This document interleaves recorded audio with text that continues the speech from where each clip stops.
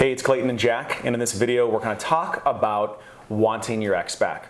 We're specifically going to talk about the hidden truth behind wanting your ex back that you might not be aware of.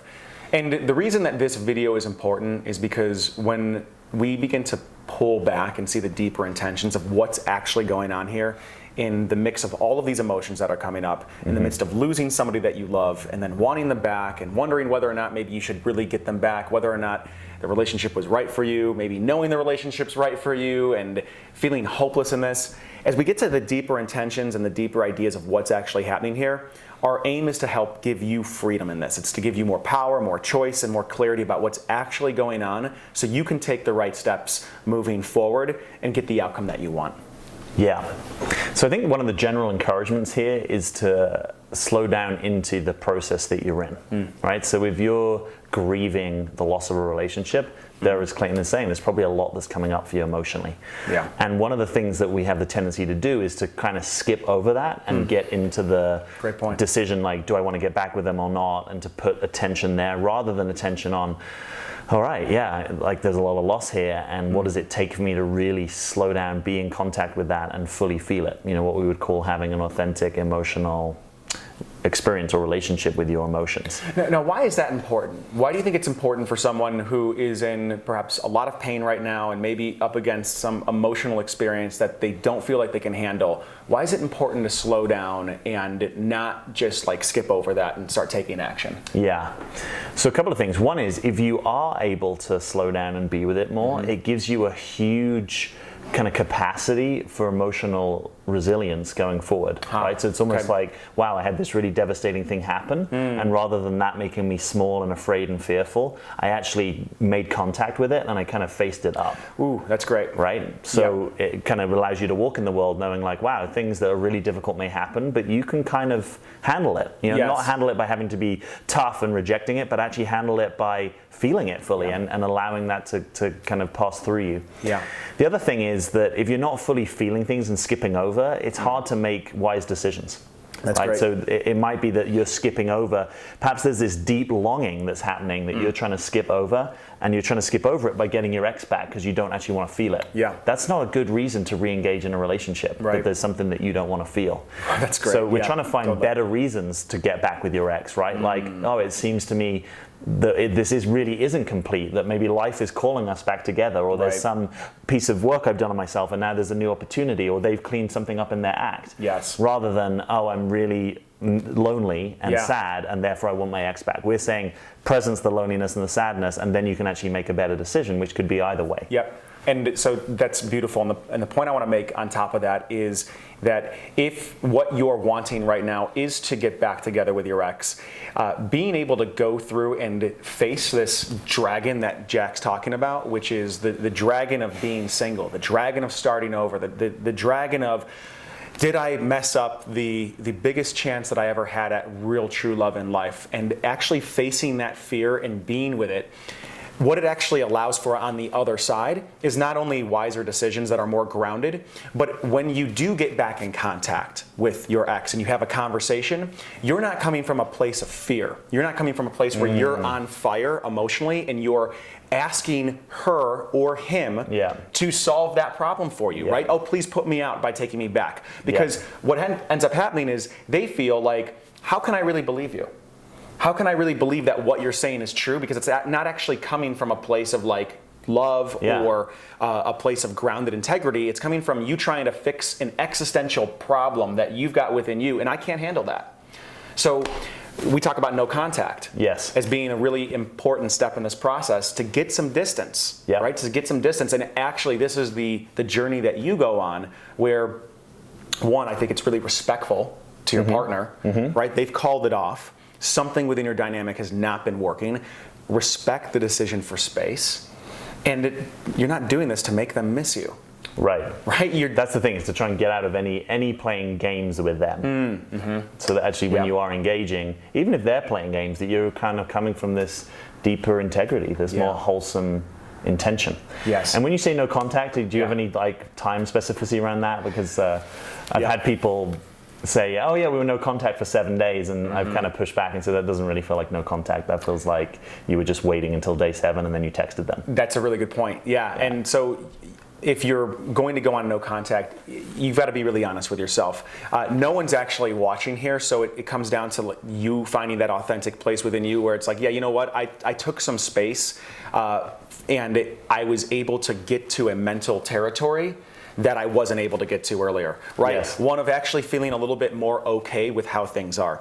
Feeling a little bit more accepting, right? That doesn't mean that you're not supposed to be sad. You can be sad. You can still be grieving these things. Yeah. But are you still in a state of panic and resistance of reality? Right. Right? So I'd say the perfect amount of time for no contact is the place where you can get to when you can no longer resist what's happening and actually allow it to be, and not have that biting at your heels or driving you to act in ways that are not in line with you being proud of who you are or in line with your integrity. Wow. So maybe 3 weeks. I think that there's something about the 21-day period. Yeah. Or 30 days. And you know what? Sometimes it takes 60.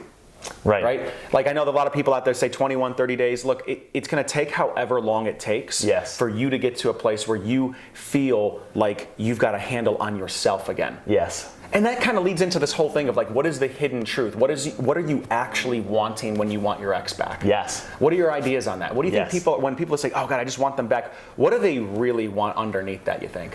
I think part of it is validation, right? So I think oftentimes you want to reach out to know that they're still open to you and that they're potentially still into you. Yes. Right? Because then there's a sort of sense of maybe control that comes back there, right? Like, oh, they're still into me, and now I can kind of decide whether I engage or not. Yeah. Or just the validation of someone still loves me.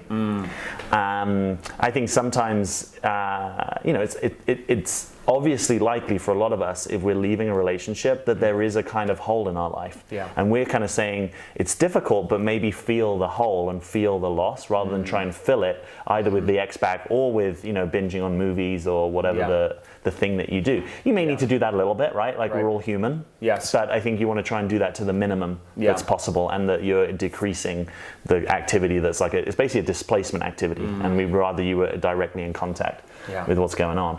Yeah.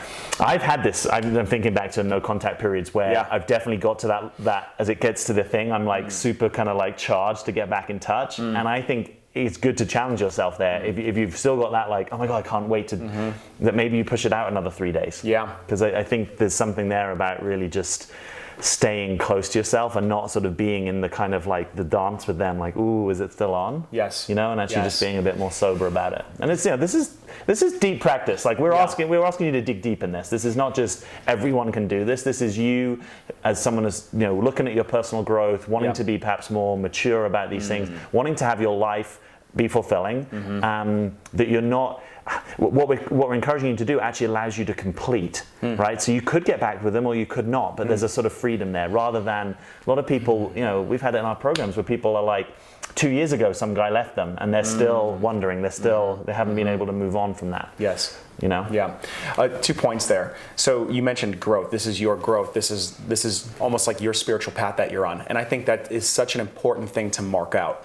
That we talk about self-transformation and growth, and sometimes we think that growth is as easy as reading a book or watching some videos and putting some new things into effect. I would say that if you're in the middle of a breakup right now, this is one of the most transformative periods of your life. And just because it doesn't feel good doesn't mean it's not what you need. Totally. And if you just can wrap your head around that and begin to see that maybe all of the pain and all of the angst is actually the fire that actually transforms you and hardens you into somebody that you could not have been before, there's a little bit more acceptance and kind of a bring it on attitude. I like that. Right? So you're at a really powerful jumping off point in your life, and we encourage you to do the work. And if that means hiring a coach, if that means talking to us, if that means finding a therapist that you trust, somebody that can reflect things back to you right now, the leaps and bounds that you can make emotionally, as well as just the things that you can start to achieve in your life, are second to none. And there's one other point I want to make that you mentioned that I think is incredibly important, which is staying close to yourself. You've already perhaps had somebody leave where it feels like they've abandoned you. The last thing that you need to do is now abandon yourself. Wow. Right? So staying connected to yourself is saying, okay, got it, this person may have left, but I'm not going to leave me. Yeah, I've got my own back. I've got my own back. And this is where you get to learn how to really do that. Wow. Yeah, that is super profound to, again, to have that realization that whatever you're going through, whatever life presents you, that you won't leave yourself. Yes.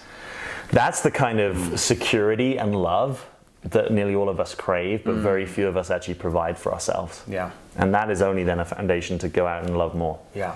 Beautiful. Yeah. Beautiful. So if you're watching this and you're a woman, we've got something that we want to share with you, which is a free webinar that we're running called The 3 Keys to Being Relationship Ready. And this, very much in the spirit of this video, is about doing everything that's on your side of the fence to put yourself in the maximum opportunity to attract the right kind of guy into your life. So we really break down in this webinar some of the unconscious roles that women play that stop them attracting the right guy. We break down the one organizing question that a guy has from the moment he meets you all the way through to being in a long-term committed relationship, and how you can therefore understand his perspective.